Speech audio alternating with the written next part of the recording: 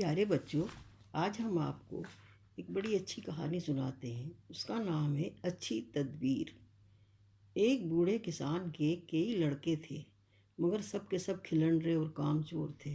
بیچارہ کسان بوڑھا اور کمزور ہونے کی وجہ سے کھیتی باڑی کا کام اچھی طرح نہ کر سکتا تھا، اس لیے اس کے کھیت میں غلہ بہت کم ہوتا تھا۔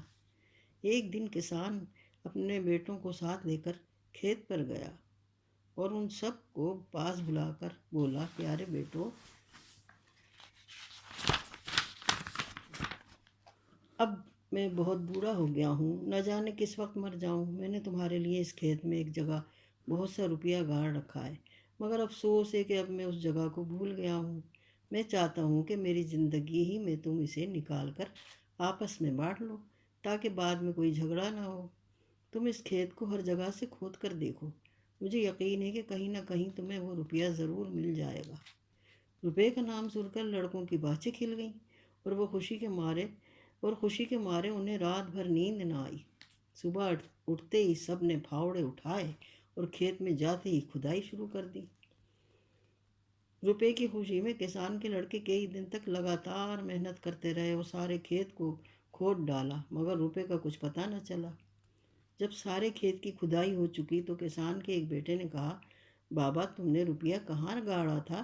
ہمیں تو اس کا اب تک پتہ نہیں چلا۔ معلوم ہوتا ہے کسی اور کو اس جگہ کا پتہ لگ گیا ہے اور وہ چپکے سے روپیہ نکال کر لے گیا۔ دوسرا لڑکا بولا، کھیت میں کھدائی تو ہو ہی چکی ہے، اسے بو کیوں نہ دیا جائے؟ کسان نے کہا، جس طرح تمہارا جی چاہے کرو، کھیتی باڑی کا کام ایک نہ ایک دن تمہیں سنبھالنا ہی پڑے گا۔ اچھا ہے جو ابھی سے شروع کر دو۔ یہ سن کر لڑکوں نے کھیت میں ہل چلایا اور پھر اس میں بیج بو دیا۔ جتائی اور بوائی کا کام اچھا ہونے کی وجہ سے اس سال فصل نہایت اچھی ہوئی۔ جب فصل پک کر تیار ہوئی تو کسان اپنے بیٹوں کو لے کر کھیت پر گیا اور فصل کو دیکھ کر بہت خوش ہوا۔ کسان کے بیٹوں میں سے ایک بولا، افسوس، خزانے کا کہیں پتہ نہ چلا۔ کسان نے پکی ہوئی فصل کی طرف اشارہ کر کے کہا، یہی تو وہ خزانہ ہے جس کا میں نے تم سے ذکر کیا تھا۔ مجھے خوشی ہے کہ تم نے اسے اپنی محنت سے حاصل کیا ہے۔